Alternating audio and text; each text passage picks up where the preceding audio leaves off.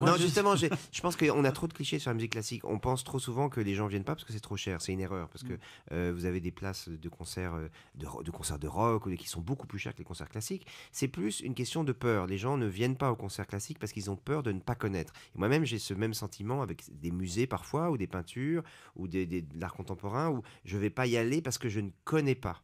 C'est plus par finalement on a besoin d'être rassuré. On se sent bien quand on donc pourquoi un public va aller écouter un tel artiste par curiosité, c'est parce qu'ils disent ah oui, il joue tel air, je connais, ça les rassure. Et très souvent, la musique classique, les gens ne connaissent pas les codes, ils ont peur de ne pas applaudir au bon endroit. C'est plus ça qui se passe. Et c'est pour ça que c'est des gens comme nous, de ma génération, qui devront dire, quand on entend quelqu'un qui applaudit entre les mouvements, mais il n'y a pas de problème.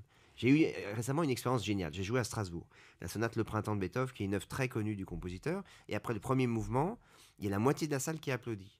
Moi, je me suis dit, c'est génial, il y a la moitié de la salle qui vient pour la première fois au concert. Mmh. Et l'autre moitié, d'abrutis, s'est mis à faire chut comme ça.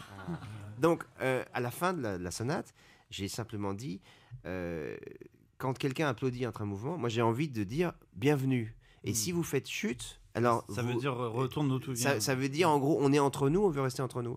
Et donc, c'était très drôle parce que toute la salle applaudit en disant. Enfin, Ouais, bah, voilà, et ouais. c'est très imagé et un peu raccourci comme façon d'exprimer ce sujet-là, mais c'est vraiment ce qui fait que un certain public a encore aujourd'hui une sorte de peur du classique.